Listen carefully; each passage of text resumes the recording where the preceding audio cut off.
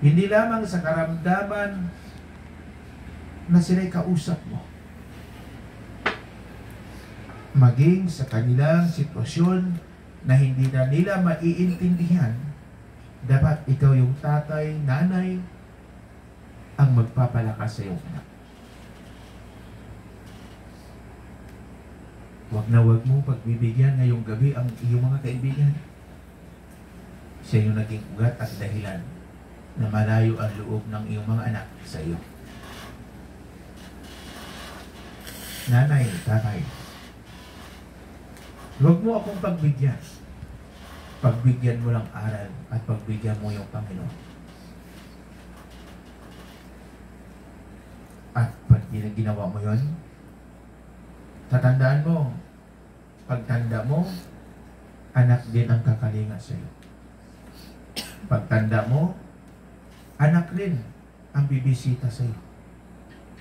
Pagtanda mo, mapalad ka kung bisitahin ka ng kaibigan mo.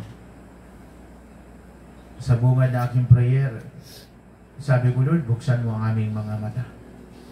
Ang binabantayan ko, hindi dalaga, hindi binata. Ang binabantayan ko yung mga senior citizen. Dahil pinaghandaan ko ng pagtanda ko. Una, magulang, huwag mong ibuyo para sila'y magalit sa'yo. Kasi gugulo buhay mo. Yung pag-iimagsik, ibig sabihin, mas tinuruan mo silang lumaban sa'yo, that is mali. Mali yun, ang pagpapalaki ng anak. Then pangalawa, huwag ninyong higpitan. Hindi ko sinisiraan ang aking magulang, lalo na aking tatay. Kasi ako lagi niyang kasama pag pumunta ng dagat. Hindi ko siguro kung nagsama kami ng 10 taon. Kasi 12 years old, wala na ako sa aking magulang. Naging independent ng buhay ko. Sa 5 taon, marahil ang pagsasama namin. Pag high school ko, wala na ako sa aking magulang. Kung magpaalam man ako sa kanya maglaro ng basketball kasi player ako, ay napakaganda yung posisyon ko, point guard. Hindi niya ko pinapayagan. Ang sabi niya lagi ng magulang ko, papa ko, hindi ka bibigyan ng bigas niya. Siyempre walang pustahan. Karangalan, tropeyo ang habol ng mga basketballista. Pag magpaalam ako sa kanya ng pumunta ng sayawan, hindi din siya pumapayag. Ibig sabihin, nakaramdam akong kahigpitan. Dahil 3 kami. Yung sunod sa akin 2, malimit kasi kami magsama yung sunod sa akin sa pangalawa. Ilang paborito ng magulang ko. Ako, yung pangalawa, yung sunod sa pangalawa. At kami magkasama.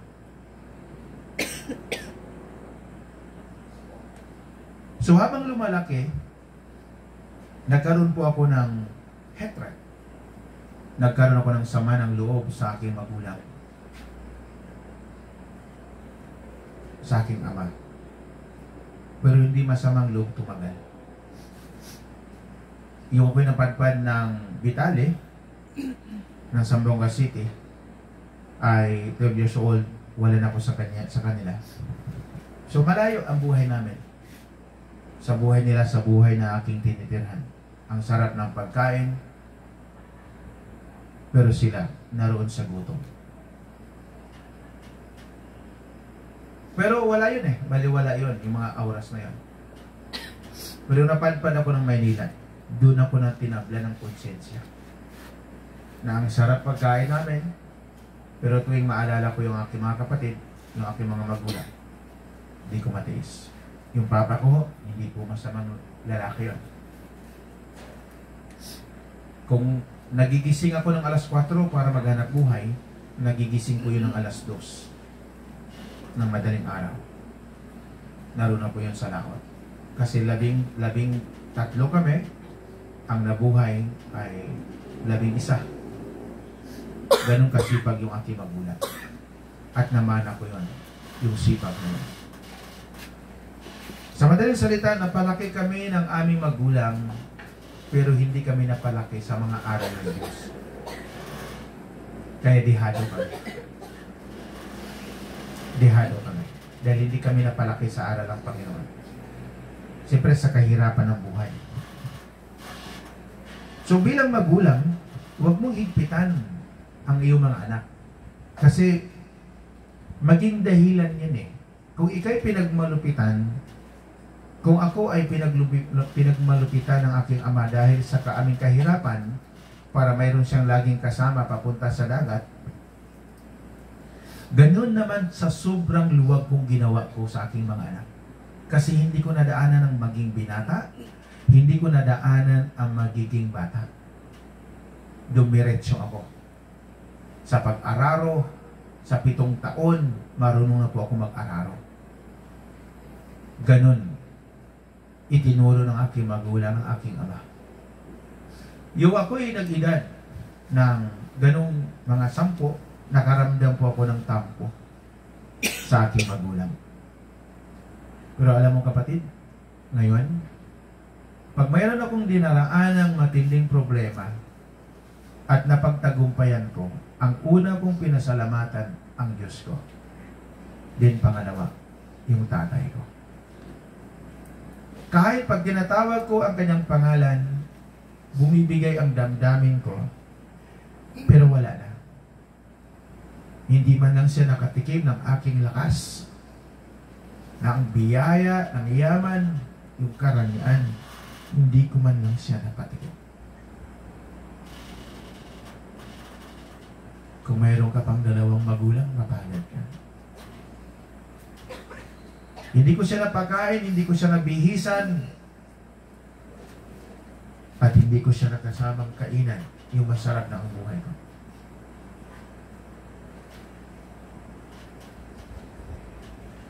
At dahil sa gulo ng pamilya, pumunta ko siya ng Muntinlupa. Galing sa Las Piñas. Yun na pala ay hudyat na. Hudyat na para kami magkita, pero hindi ko pa pinagbigyan. At umuwi ko aking ama, papuntang Zamboanga. Boses na lang ang narinig niya at narinig ko.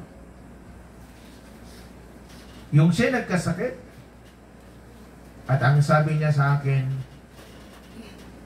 pagod na ako dong. Gusto ko nang ipikit ang aking mga mata. So sa umpisa, pinag-pray ko pa. Kasi 4 na taon siyang lumubog dahil abularyo yon ng aking tatay. 4 na taon, akala ko, kasi walang video call doon eh. Wala pang signal yung mga panahon na yun doon sa aming bayan. So hindi ko nakita, habang siya umihiga, pag pinakikinggan ko yung boses niya, maayos naman. Parang hindi ko ramdam kung anong kalagayan niya. Yung namatay na siya, pag-uwi ko, nagulat ako sa nasaksiyan ng aking mga mata. Yung buto dito. Habang siya nagkaganon, kitang-kita ko. Sabi ko, ganun pala katindi ang hirap ng pinagdaraanan ko. Pinagdaraanan ng aking ama. Hanggang nagpasya ako na sabi ko sa aking mga kapatid, bukas ililibing si Papa, walang iiyak. Gabi pa lang, kinausap ko na sila. Kasi, habang nagdurusa pa lang magulang namin, sila nag-iinom, nagsasaya.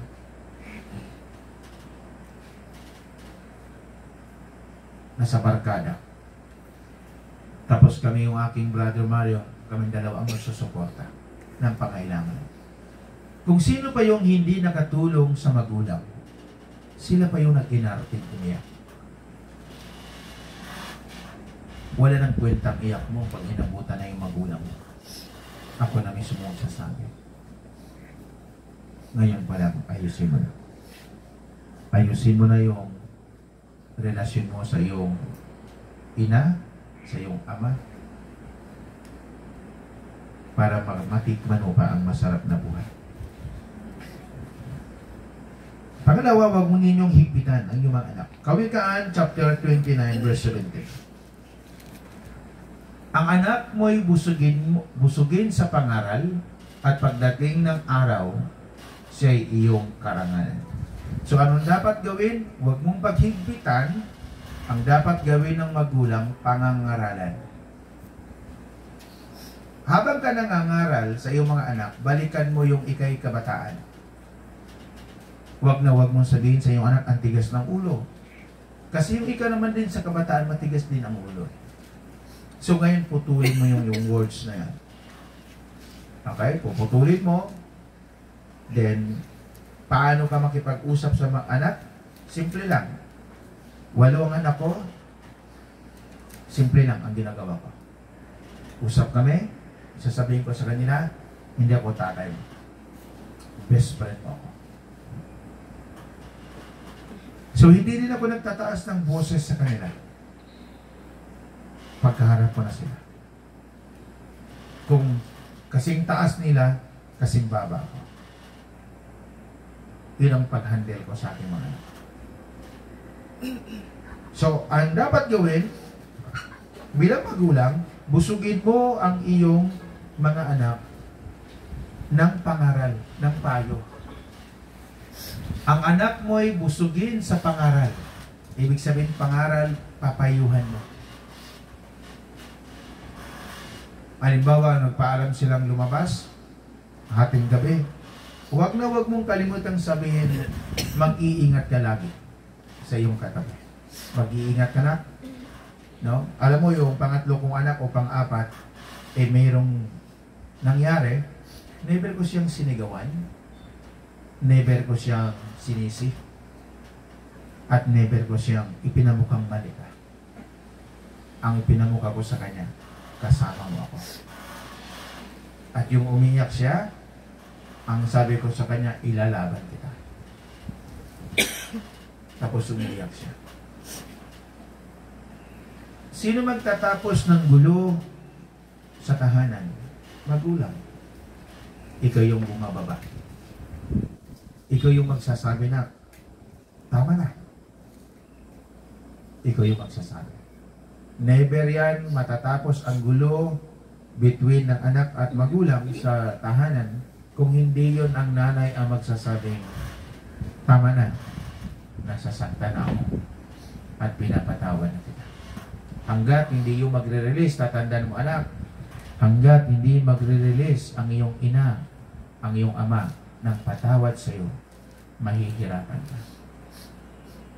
Mahihirapan kang mamuhay sa sanlibutan ito. Paano mo nasabi yan, Pastor? Sabi ko nga sa iyo, 3 buwan kong inantay ang sulat. Yung humingi ako ng tawad. At ang nabasa ko sa gitna ng sulat ng aking mama, pinapatawad na kita. Pinapatawad ka na namin kasama ng iyong ama. Kaya ang buhay ko, hindi po talaga mahirap. Magaan. Kahit may problema. Kasi napaka-importante yung pagpapatawad ng iyong ng magulang. Baka ikaw magulang, kaya hindi po nakapapasa yan sa mga board exam. Hindi nakapasa sa mga interview. Maganda naman ang course na kinuha.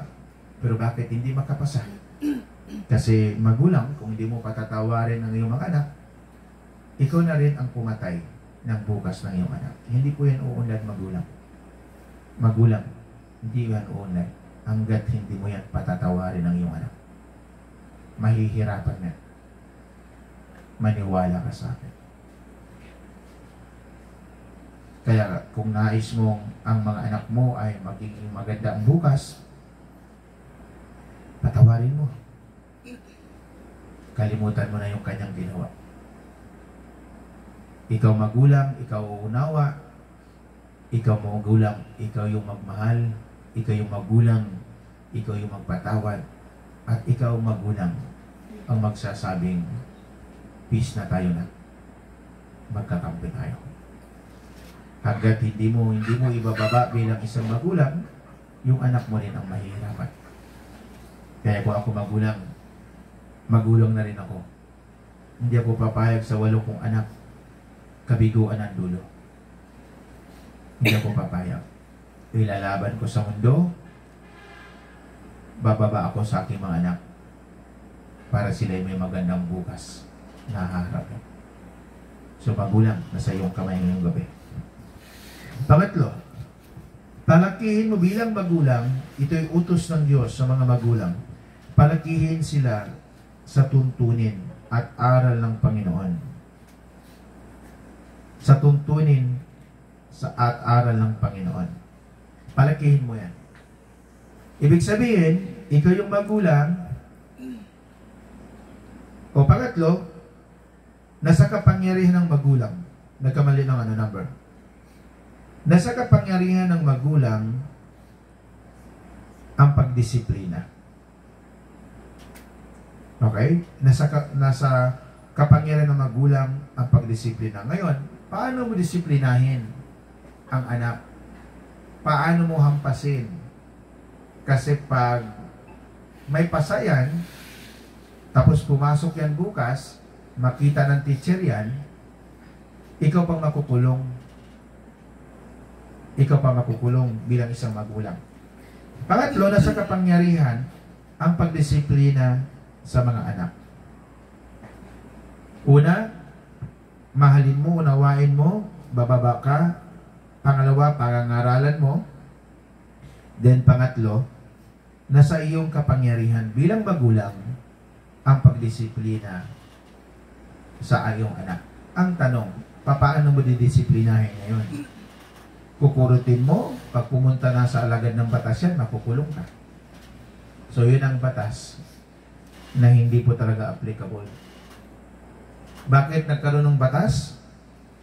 Dahil sa mga magulang din sobrang higpit. Pag dumidisiplina sila, halos patayin na nila yung kanilang anak.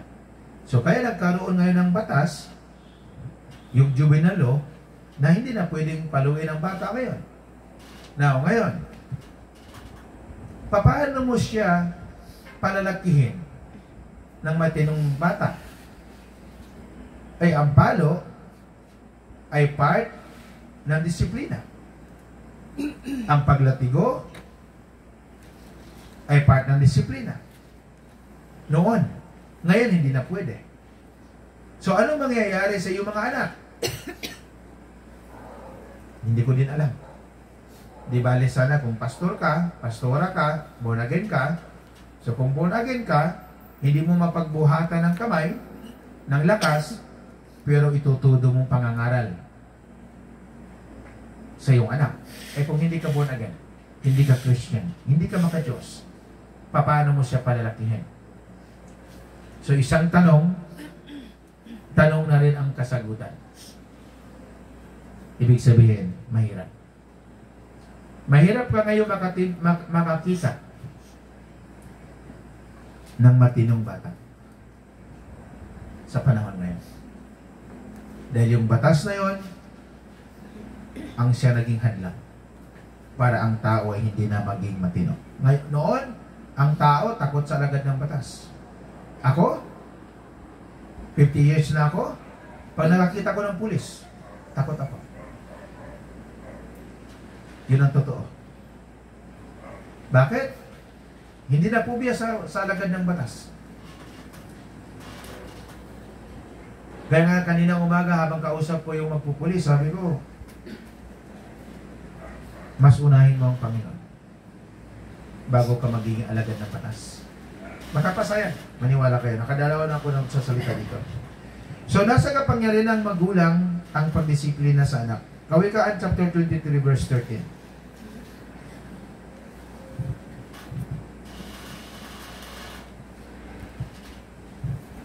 23 verse 13. Disiplinahin mo ang bata, ang wastong palo ay hindi niya ikamamatay. Ibig sabihin, anong disiplina ang dapat mong gawin? So sabi dito, disiplinahin mo ang bata, ang wastong pagpalo ay hindi niya ikamamatay. Ibig sabihin, pag pinalo mo, hindi yun sobra. Kasi pag sobra, pag pumasok yan bukas, makita ng teacher yan, dahil ang teacher ang unang guidance ng mga anak, ng mga bata, at pag ang teacher ay kalaban mo, magsusuplong yan sa alagad ng batas, kulong ka bukas. So ang tanong, hahayaan mo na lang. Yun ang malaking tanong. Paano mo nga i-handle ang iyong mga anak? Sino magmamalasakit sa iyong mga anak? Ikaw magulang. Sino magmahal sa iyong anak? Ikaw magulang. At sino ang magpapatino sa iyong anak? Ikaw magulang. At sino ang magbibigay ng pasimula ng bukas nila? Ikaw magulang. Ikaw yun ang magpapasimula patungo sa bukas nila. Now, ngayon, paano kung ang magulang ay naroon sa OFW? Paano naman din yung nanay na iwan dito sa bansa natin kung walang panahon sa anak? So, huwag kang umasa. Ang anak mo magiging maunlad at matagumpay ang buhay. Huwag kang umasa. Hanggat hindi yan pumasok sa simbahan at hindi mahandle ni pastor, maging kawawa yan ang buhay nila. Amen po ba? Kawikaan chapter 29 verse 15. Magbibigay ng aral ang pamalo at ang saway, ngunit ang batang pinalayaw ay kahihiyan ng magulang. Kawikaan chapter 29 verse 15, magbibigay ng aral ang pamalo at ang saway. So, pag ang isang magulang, hindi mo na kinokorek ang iyong anak, nagsawa ka ng ikorek ang iyong anak, ayaw mo nang ikorek ang iyong anak, at wala ka nang sasabihin sa iyong anak, makinig kang anak, hindi ka rin mapapabuti. Kasi ang katinuan ng buhay, hindi mo makukuha sa eskwelahan. Tandaan mo yan. Kahit gaano kataas ng degree mo, hindi ka mapapatino sa eskwelahan. Ang magpapatino sa iyo, dalawa lang. Una, yung magulang mo, yung nanay at tatay mo. Then pangalawa, yung Panginoon. Hindi ka mapapatino. Kahit ang taas ng degree mo, kahit ang dami mong diploma, hindi ka mapapatino sa eskwelahan. Mapapapatino ka, dalawa lang. Yung iyong magulang at yung simbahan. Paano kung ang magulang mo ay hindi matino? Huwag kang umasa matino ka. Kasi ang katinuan ng bata ay nasa pagdala ng magulang. At ito'y mapapadpad sa simbahan pag lumaki. At pag hindi napapadpad yan sa simbahan habang lumalaki, huwag kang umasa maging matino yan na tao. Kaya nga sabi ko sa dalawa, na-stop ko, sabi ko, wag pag tinabihan ka ng tao na hindi maka-Diyos, huwag kang umasa matino sila. Kasi ang hindi maka-Diyos, hindi talaga matino. Ang mga taong walang Diyos, walang konsensya. At ang mga taong walang Diyos, walang tunay na pagmamahal sa kapwa. Tatandaan mo yan. Pag nakatabi mo ngayon maka-Diyos, palagahan mo yan sila. Kasi magiging ate mo yan sila, magiging kuya mo yan sila, magiging kapatid mo sa Panginoon, at magiging advisor mo yan sila. Yan ang dapat una mong gawin. Kawikaan chapter 29 verse 15, sabi dito, magbibigay ng aral ang pamalo at ang saway. Tulad ng sinasabi ko sa inyo, pag hindi na kayo sinasaway ng boss nyo, ng amo nyo, ng supervisor nyo, ng magulang nyo, wala, talo ka na. Talo ka na. Bakit ka matatalo? Kasi wala na sa iyong gagabay. Kaya dapat yung mga taong nagmamalasakit sa iyo, na ikokorek ka, papayuhan ka, gagabayan ka, bibigyan mo yung halaga. Kasi sa dulo, ikaw din na makikinabang doon. Alam mo kapatid, yung ako po'y kabataan, ang mga barkada ko po ay mga pamilyado. Oo, wala akong kaibigan wala akong kaibigan na binata o dalaga. Ang aking mga kaibigan, puro pamilyado. Naging seryoso sila sa buhay sa mga payo sa akin. Kaya nakatulong ng aking mga barkada na mga pamilyado. No? Kasi pag mga binata, barkada mo, dalaga, naku, gusto po. Ang ituturo yan, kalukuhan. Amen po ba? Amen po ba? Okay. So, nasa iyo ang kapangyarihan ngayon kung paano mo palalakihin ang iyong mga anak. Amen po ba? Amen. So, ang tanong, napalaki mo ba sila? At kung hindi mo sila napapalaki, marahil, pagsisihan mo yan sa dulo. Alam mo, ang bata, pag mag-edad ng 1, 3 taon, 5 taon, sisimulan mo na. Pag nag-edad na yan 15, 12, lalaban na yan. Tatandaan mo. Lalaban na yung anak natin sa edad ng 11, 10, plus may batas pang nakabakod sa kanila. Usually, magiging kawawa yung anak natin pag hindi mo napapalaki yan sa simbahan. Amen po ba? Amen. Alam mo, mga kabataan ngayon, mas gustuhin pa nilang makasama yung kanilang mga barkada kaysa sa magulang. Yun ang nakapakalupit na sandali sa nakikita ko. Mas gustuhin pa nilang makasama ang barkada kaysa makasama ang magulang. Yun ang nakita ko na saksiyan ko ng aking 2 mata na witness mali. Kung mayroon ka mang dapat makasama yung iyong magulang kasi siya yung nagpapalaki sa iyo, yun ang dapat gawin niyo. Pangapat, bilang magulang, palakihin sila sa tuntunin at aral ng Panginoon. Palakihin sila sa mga tuntunin at aral ng Panginoon. Kawikaan, chapter 22, verse 6. No? Ituro sa bata ang dapat niyang lakaran at hangganan sa paglaki niya ito malilimutan. So, anong ibig sabihin? Ituro ang tama. Ibig sabihin, kung magturo man tayo sa ating mga anak about sa Word of God. Amen po ba? Amen. Para pagdating ng araw, ituro sa bata ang dapat niyang lakaran at hanggang sa paglaki din niya ito malilimutan. So, nasa magulang ang obligasyon paano lumaki ang kanyang anak na magiging matino. Nasa iyo. Nasa akin bilang isang magulang.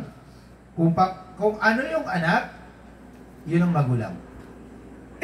Kung ano yung magulang, yun ang anak. Kung makita mo ang isang dalaga, ang isang binata, walang respeto sa kapwa, wala ding respeto yan sa magulang. Dahil kung ano yung anak mo, siya yung magulang. Kung ang anak mo ngayon insultador, dahil yung magulang insultador. Kung anak mo ay lasinggo, dahil ang magulang lasinggo. So kung anak mo ay sugarol, ang magulang ay sugarol. At kung ang anak ay lalakero, babaero, then ang magulang babaero at lalakero. Kasi kung ano yun sa bata, yun, naroon sa magulang. Tandaan mo yan, kapatid. Kaya, ano ang iyong sasabihin sa iyong mga anak kung ikaw mismo ang nangunguna? Paano mo sila patitigilin? So, kanina, sinabi ko ng tumigil na. Kasi lahat tayo dito may edad. Ilan na lang dito ang mga dalaga, Marahil isang dalaga na lang narito. Wala na dito nagdadalaga. Isang dalaga, ilang binata na lang. Karamihan nanay. Ibig sabihin, kaibigan, hindi mo masisisi yung anak mo kung parehas lang sa'yo. Kasi hindi mo ginawa ang tama para sa kanila. Amen po ba? Amen. Ito po ay nasaksiyan ko ng aking mata. Mayroon po akong kaibigan o kapitbahay na ang anak ay, usually ang tatay niya, malapit sa akin. Napakalapit kasi kapitbahay ko lang. Parang ang pintuan ko sa Las Piñas ay kasing layo lang yan, pintuan niya. Babae ito. Babae ito. So, siguro sa edad niya mga 7 years old. Pag dinuro yung kanyang anak, ang kanyang magulang, nanay, tatay, lalo yung tatay niya pag dinuro, masyadong taglis. Ibig sabihin, talagang ilalapit yung kanyang kamay. So yung tatay, ang lagi niyang sinasabi, maghihirap ka. May echo pa eh. Hindi siya sinasabi lang ng kapitbahay ko, yung tatay, maghihirap ka. Ngayon, wala ng tatay niya. Sobrang hirap.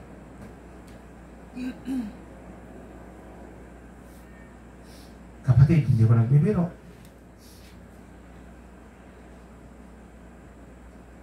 Hindi ako nagbibiro. Tingnan mo aking mga dalawang mata. Hindi ito nagbibiro pagdating na sa Biblia. Tapos ngayon, I think 5 anak niya, sunod-sunod, kawawa. Ang mga anak, payatot.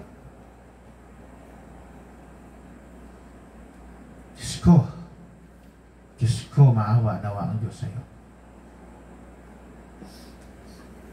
Hindi ako nagbibiro. Tingnan mo ang aking dalawang mata, tapos na ako doon. Binata pa lang ako sa age of 15. Inayos ko na yan. Napatawad na po ako ng aking ina. Huwag kang magbibiro. Pag hindi mo inayos yan, kung namatay na ang ina mo, ama mo, then, bilang pastor, hindi ko sasabihin anong recommend ko. Kasi sa paniwala ko, pag namatay na tatay mo, namatay na nanay mo, wala na ka ng tatay, wala ka ng nanay, kahit anong hikbi pa, kahit anong luhod mo pa. Kasi kung ano yung nakasulat, siya ko lang ipapangaral. Eh kung mayroong maglakas loob na pastor na kikinig ngayon, na pag namatay na tatay mo, nanay mo, at mag-comment, then sundin nyo sila. Pero ako, wala akong sasabihin. Kasi sa paniwala ko, minsan lang mamatay pagkatapos pag-uhukom. Hindi ako nagbibiro. Amen po ba? Amen. Palakihin mo, kaya importante yung pagiging maka-Diyos. Importante yung mga aral na aking binabahagi sa inyo. Importante yung pag-atin nyo. Sabi ko nga, gustuhin mo na ang kaliwanagan, huwag ang kadiliman. Gustuhin mo na ang simbahan, huwag ang kalayawan. Gustuhin mo na ang aral, huwag ang social media. Kasi minsan lang ipinangangaral. Mapalad ka kung mayroon pang pastor na ngalar ng masinsinan. Mapalad ka kung mayroon ka pang napapakinggan. Amen po ba? Amen. Kawikaan chapter 23 verse 24. Ang ama ng taong matuwid ay puno ng kagalakan. Ipinagmamalaki ng ama ang anak na matalino. So, pag ang magulang ay maka-Diyos, magdiriwang ang sambayanan. Pag ang tatay ay maka-Diyos, kagalakan ng mga anak. At pag ang tatay at nanay ay maka-Diyos, kapayapaan ang nasa loob ng tahanan. Pero pag ang tatay, nanay, hindi maka-Diyos, walang maipapayo na maganda sa kanilang mga anak. Tandaan mo yan, kapatid. Both side yan eh. Ang mali ng magulang, ang mali ng anak, dinala sa tahanan, nagsama silang magulo. Pare-pareho ang kanilang buhay. Amen? Amen. Kaya hindi ko sinisigaw ang aral. Mas inuunti-unti ko para maintindihan nyo. So sabi nito, Kawikaan chapter 23 verse 24, ang ama ng taong matuwid ay puno ng kagalakan. Pag sinabing matuwid, ito yung taong sumusunod sa aral, sumusunod sa Diyos. Ang Diyos ay nasa buhay niya, nasa puso niya. Ang Diyos ay nasa isip niya. So ang tahanan, nagkakaroon ng kagalakan. So yung mga anak, nagkaroon ng tunay na kasiyahan. At pagdating ng araw, yung ginagawa ng nanay at tatay, gagawin ng anak. Kung ikaw ay maka-Diyos, yung maging anak, ang mga anak mo magiging maka-Diyos. Pag hindi ka maging maka-Diyos, yung mga anak mo hindi maging maka-Diyos. So ano maging epekto? Kung ipinanganak kang mahirap, hindi masamang mahirap. Itinanong ko na yan sa Bible School. Sabi niya ni Bishop sa amin, hindi naman mahalaga kung mahirap ang ipinanganak. Pero ang malaking pagkakamali kung namatay ka din ng mahirap. Ibig sabihin, wala kang ginawa sa mundong ito. Amen? Ibig sabihin, kung mamatay kang mahirap, mula sa 15 years, pag namatay tayo ng 60 years, 45 years, anong ating ginawa? At kung ano yung ating ginawa, yun ang gagawin ng ating mga anak. Di magiging kawawa sila. Kasi naipunla natin sa kanila ay kabiguan ng buhay. Sa lahat ng nakikinig, Ezekiel chapter 18. Basahin niyo muna yun. Ito lang ang aral nito. Kung kayo nanonood regular sa aking mga pangangaral, basahin po niyo ang Ezekiel chapter 18. Okay? Tungkol sa magulang. Basahin niyo muna. Punta mo lang kayo doon lahat. Kasi itinuro ko yan at ako, itinuro ko sa mga taong wala na rito, naroon yung kasagutan. Amen po ba? Okay. So ulitin ko, ang una, huwag ninyong ibuyo para sila yung, halimbawa ganito, ibuyo pa yung, may mga magulang kasi, malagi nilang sinasabi, mag-asawa ka na. Oo, ang tawag yun, pambubuyo. Ibig sabihin, ayaw mo ng responsibility. Pangalawa, huwag mo silang higpitan. Alalayan lang sila. Okay? Huwag yung mahigpit. Okay? Pag mahigpit kasi, doon magkukos ng rebelde ang mga anak. Then pangatlo, disiplinahin mo. Disiplinahin mo, pangatlo. Then pang-apat, palakihin mo sila sa tuntunin ng Biblia at simbahan. So anong gawin natin? Kasi majority Batangas. So mag-pray kayo na magkaroon ng simbahan sa Muntinlupa at yung mga anak nyo ay dalhin nyo doon sa simbahan. Amen po ba? Amen. Okay. Kawikaan chapter 6 verse 20 to 22.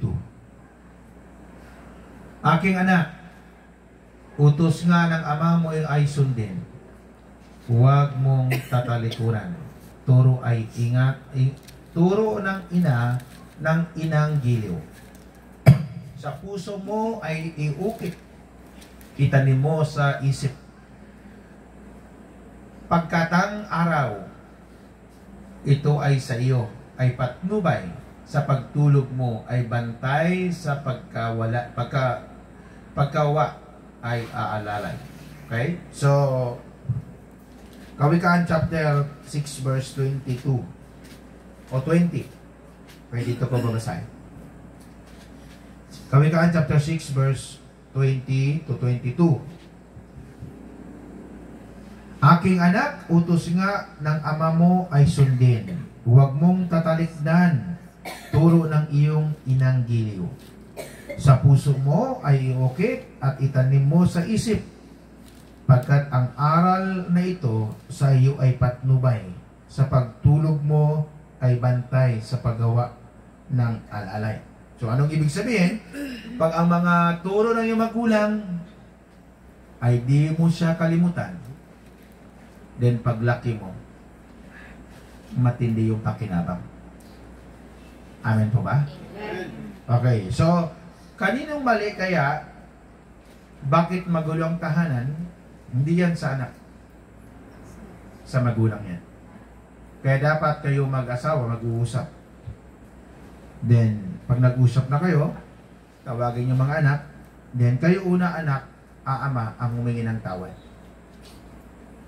Okay, kayo ang una mga anak, ang ama ang humingi ng tawad.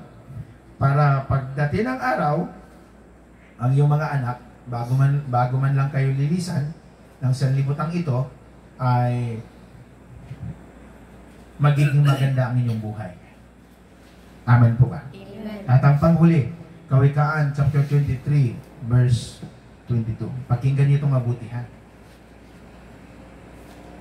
Pakinggan mo ang iyong ama na pinagkakautangan mo ng buhay, at huwag hamakin ang iyong ina sa kanyang katandaan. Ano yung salitang hamakin? Di ba pag may ang iyong ama, ang iyong ina, pag matanda na sila, parang baliwala na sa atin, mga anak. Huwag ka magkamali. Huwag kang magkamali. Kung sila ay matanda na, mas mahalaga na yung pagkalinga mo sa kanila. Importante yun. Pakinggan mo ang iyong ama na pinagkakautangan mo ng buhay, at huwag hamakin ang iyong ina sa kanyang katandaan. Pag matanda na po yung ating mga ama at ina, wala ka nang sasabihin. Kung ano yung kanilang hihingin, ibigay mo na lang. Pero wala ka nang sasabihin. Kasi yung sa kanilang katandaan, hindi na nila yung maiintindihan ang yung sinasabi. Tatandaan mo, kapatid, tandaan mo ang kamay na ito. Pag nagkakamali kang magsalita sa magulang mo, magiging sumpa ng buhay mo. Hindi ako nagbibiro ngayong gabi. Kung gusto mo, anak, gumanda ang iyong buhay, ayusin mo na ang iyong magulang. Wala kang karapatan kung nagkakamali yan sila. Wala kang karapatan. Wala kang karapatan na sisingilin mo, anak, ang pagkakamali ng iyong magulang. Wala kang karapatan. Wala kang karapatan. Kahit nagkasala pa yan yung anak, magulang mo, wala kang karapatan sigaw-sigawan niya. Kahit iniwan ka ng magulang mo, wala kang karapatan lustain ang kanyang pangalan. At huwag mong sisiraan ang iyong magulang sa iyong mga kaibigan, best friend, kabarkada. Pag hindi ka makikinig, pagdudusahan mo yan. Tandaan mo yan. At kung kayong narito ngayon, nakapagwika ng masama sa inyong mga magulang, huwag mong palampasin. Walang kwenta ang pag-iyak mo sa sementeryo. Tandaan mo yan. Kung bakit umunlad si Ruel in 15 years, hindi sa pagbubuhat ng bangko, mas inuna ko ang sinabi ko sa aking magulang at hiningi ko ng tawad sa aking magulang, sa aking mama at magulang. Kasi may mga anak, kawalang hiya. Sisiraan nila ang kanilang ina sa mga barkada nila. Kawalang hiya mo talaga. Anong klase kang anak? Ano kang klaseng anak na ichichismis mo ang iyong magulang sa inyong mga kapitbahay, sa inyong barkada? Anong klase kang anak? Sisiraan mo ang iyong ama, ina at iyong ama? Anong klase kang anak? Tapos ngayon, hihingi ka sa Diyos na magandang buhay? Kawikaan, chapter 23, verse 22, pakinggan mo ang iyong ama na pinagkakautangan mo ng buhay at huwag hahamakin ang iyong ina sa kanyang katandaan. Tandaan mo, magiging ina ka rin. Kung ano yung ginawa mo sa iyong magulang, gagawin din yan sa iyong anak. Pagtanda mo. Kapatid, hindi ko kailan sinisira ang magulang ko. Sinisir ko sa kanila, sinisir ko sa inyo, kung paano ko pinalaki ng magulang ko. Pero never kong sinabi sa aking bibig na masama yung aking ama at ina. Never kong sinabi. Tatandaan mo, kapatid, hindi ako nagbibiro. Sabi ko sa 8 kong anak, sabihin mo na lang ang lahat. Huwag mo lang siraan ang iyong mga magulang. Kasi sila ang nagsimula ng buhay mo. Sila yung nag-aruga. Sila yung nagbihis sa'yo. Sila yung nagpapakain sa'yo. At sila yung nagbabantay pag sa panahon na kayo nagkasakit. Tapos ngayon malaki na ang buto mo. Buo na ang katawan mo. Sisiraan mo, duro-duruin mo ang iyong magulang. Diyos ko, parang awa mo na. Kung nanunood ka ngayon, kung ikaw nanunood, sutil na mag-anak, maawa ka sa sarili mo. Huwag kang maawa sa magulang mo. Ibig sabihin, kung ano yung dinadaanan ng magulang mo, siya mo rin dadaanan. Tatandaan mo yan, kapatid. At intindihin mong mabuti ang Kawikaan chapter 23 verse 22. Pakinggan mo ang iyong ama na pinagkakautangan mo ng loob ng buhay at huwag hamakin ang iyong ina sa kanyang katandaan. Huwag na huwag kang magsasalita ng masama sa iyong magulang. Pero alam mo, nanay, tatay, kasalanan mo din kasi. Dahil hindi mo ipinukos ang iyong buhay sa iyong mga anak. Hindi mo napalaki. Kaya nga, meron nga dito mayroong ina sa inyong kaligitnaan. Sabi ko, naiintindihan mo. Naiintindihan ko. Kung gaano kasutil ang iyong anak. Kasi wala ka sa Pilipinas. Andun ka sa ibang bansa. Usually, nahihirapan kami sa kanyang anak. Sa totoo lang. Pero sabi ko na lang sa dalawa, intindihan na lang ninyo. Baka magbago. Paano magbago kung hindi umatin ng Bible study? Tatandahan mo, hindi excuse. Kasi kung naroon ka lang sa bahay at nanonood na kahiga, ang tawag po yan katamaran. Kung malapit ka lang sa gawain, di bali nang dilim ka nang umuwi, basta mahalaga naka-attend ka.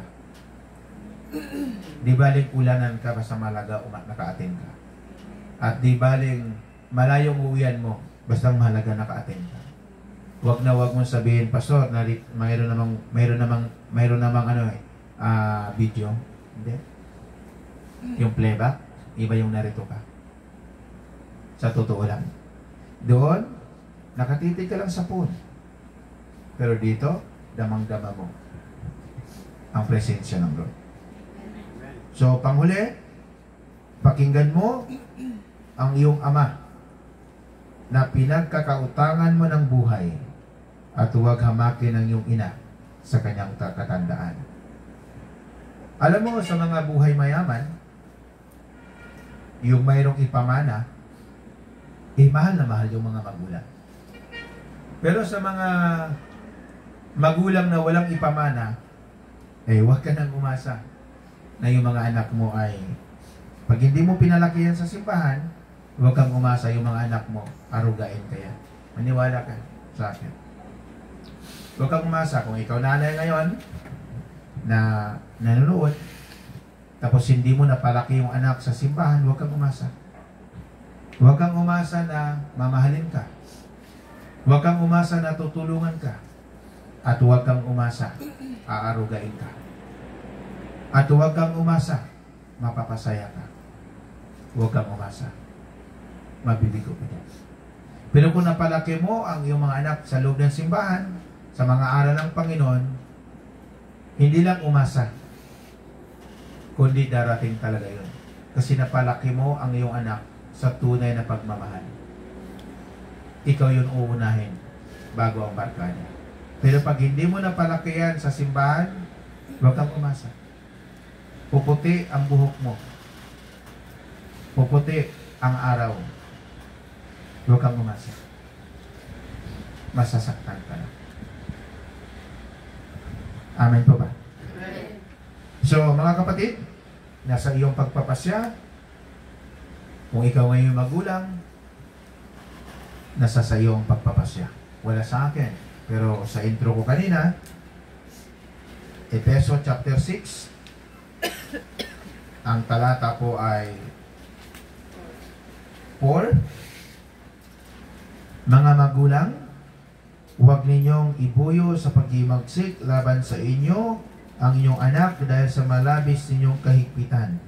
Sa halip, palakihin sila sa tuntunin at aral ng Panginoon. So dalhin mo ngayon ang iyong mga anak sa simbahan. Huwag kang pumayag ang iyong anak ula sa labas ng simbahan kasi maging kawawa yan.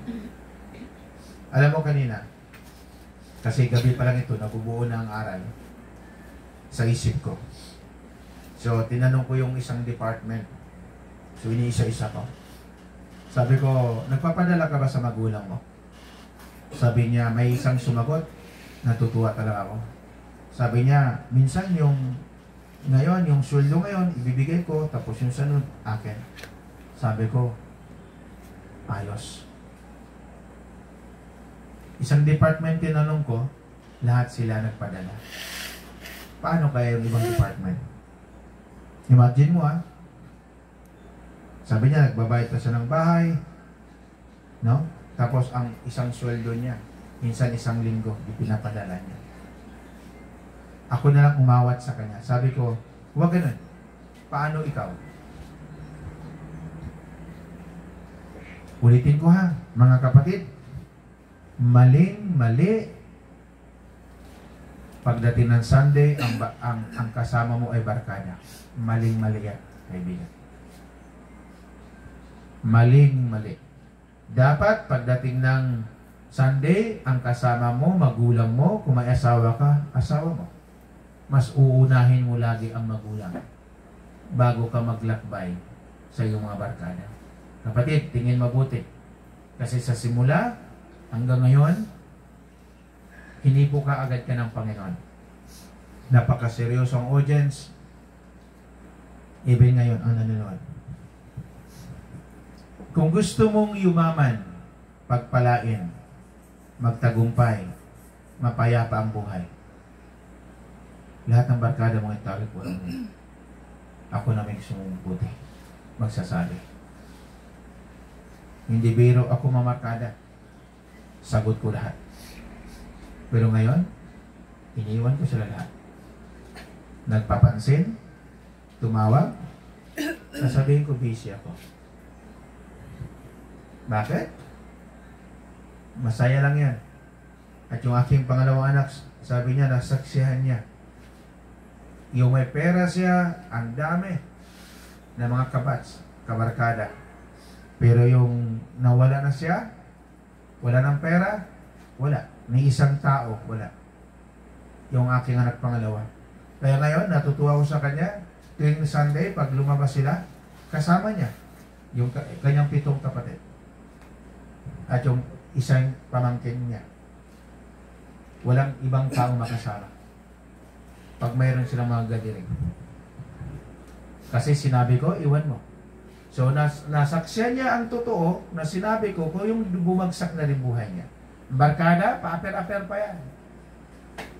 Pag ganun-ganun pa yan, no? Tus.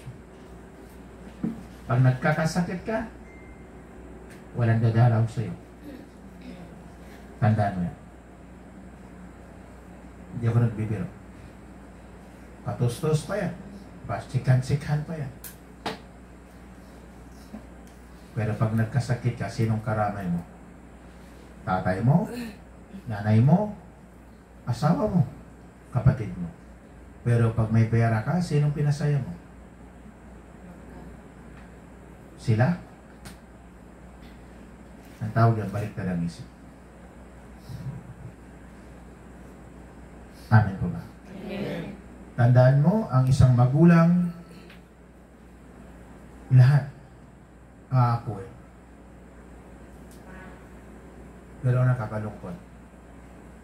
Ang tama, kung mayroon kang magandang trabaho, ang una mong pasayahin, magulang mo. Yun ang tama. Ang una mong paligayahin mo, kapatid mo, pangalawa. Din ang pangatlo, yung sarili mo. Yun ang una mong gawin. Huwag kang magdasal, maulit pa ito ang aral. Kasi ang aral na ito bukas nasa YouTube na ito. Mapapanood mo na lang ito. Hindi na ito ulitin ang aral.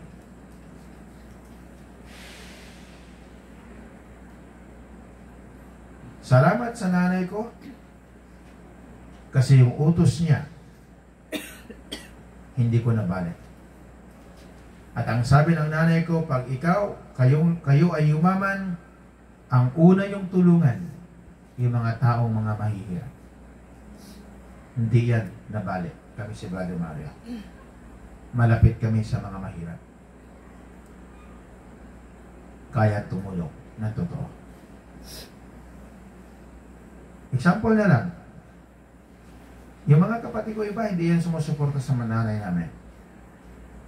Hindi nagpapadala ang iba. Tingnan bubuhay nila. Laging patis. Laging tuyo ang nasa tahanan. Kunting ngiti, kunting hiyaw, lungkot ang nasa mukha. Sa totoo lang, yung nakita ko yung aking mga kapatid, times 3 ang mukha namin. Ang tatanda na yung bunso, kasi walang Diyos. Mas nauna yung inuman sa barkada kaysa sa magulang. Amen? Amen. So, ayusin mo na, kapatid, ngayong gabi. So, kung ayaw mo na maayusin, go ahead. Buhay mo yan.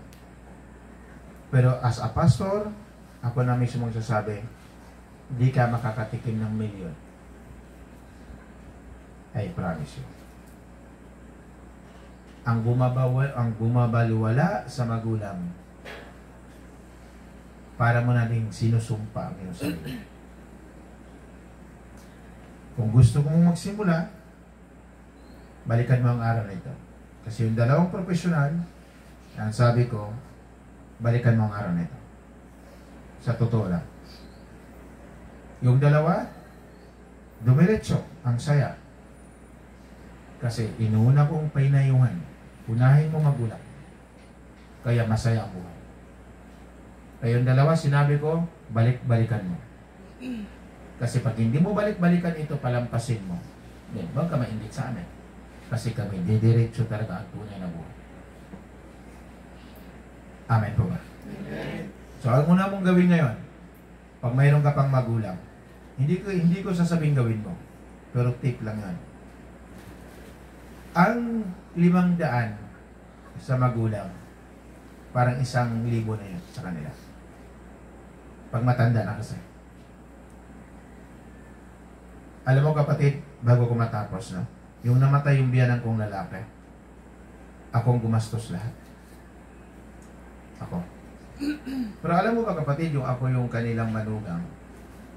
Sa tuwing pagdating ng gabi, hindi ko sinisiraan yung aking mga bayaw. Ang ibang bayaw ko, i-friends ko. Maliban kay pastor.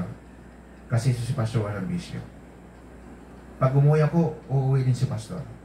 So pagdating namin doon, yung mga bayaw namin, di ba, lasing na. Kung kailan malasing, pumunta sa taon. Sabihin niya na, tatay, mahal na mahal kita. Kung kailan nalasing. So yung hindi lasing, hindi naman umiyak. Sa isip-isip ko, wala nang kwentang iyak mo. Amen? Amen. Maririnig pa kaya? Maririnig pa? Then paglabas niya, men, dahil binasbasan ko, paglabas ko ng pintuan, doon ako umiyak. Sabi ko, talo na. Talo. Pero pag sabi ko talo, kasi literal na wala yung aking biyanan, then sabi ko, magtatagumpay ako dito. Kasi ako lahat gumastos eh. Ultimo pamasahe ng patungo sa Maynila, ako nagpadala. Tingnan mo. Umunlad buhay ko. Kasi yung pagmahal ko sa aking magulang, pagmahal ko din sa aking biyanan. At pagmahal ko sa aking magulang, pagmahal ko din sa aking mga bayaw. So pag ang bayaw ko ay nakikinig, matututo ka. Pero pag hindi ka makikinig, aatras ako. Dahil hindi ko ipipilit ang prinsipyo ko sa isang tao. Amen po ba? Amen. So ngayong gabi kapatid, tayo po'y tumayo. Kapatid, ikaw nanonood ngayon. Pwede ba? Idipikit natin ating mga mata. Kakausapin ko po itong nasa camera. Pwede ba? Yung magulang mong buhay pa, unahin mo na. Pwede ba? Yung magulang mo buhay pa, humingi ka na ng tawad.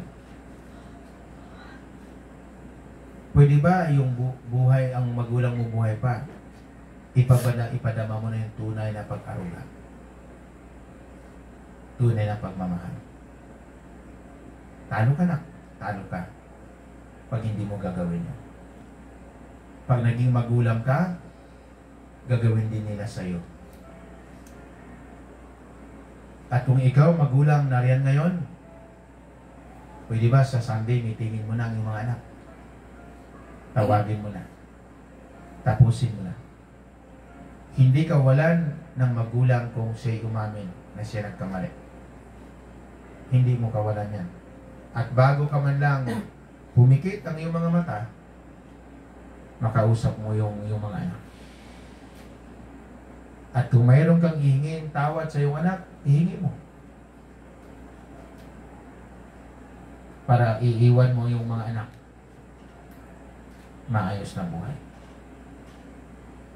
Kung susumbatan ka, dahil nagkasala ka, tanggapin mo na, nanay, tatay. Pero hindi ko nirekomenda sa harapan ng kamerang ito na bulbulyawan na lang ng anak ang magulang. Nanay, tatay, magpasya ka. Putulin mo ang sumpa ng kahirapan. Pagkaharap mo na ang iyong ama at ina, huwag mong pagtataasan ng boses. Huwag mo siyang sisihin. Huwag mo siyang murahin. Huwag mong ipamukha ang iyong galit habang kausap ka ng iyong ina at ng iyong ama. Ipamukha mo ang pagmamahal. Huwag kang pumayag, anak, na pipikit ang mata ng iyong ama at ina, hindi ka makahingi ng tawad. Ikaw din paano. Kung paniniwalaan mo,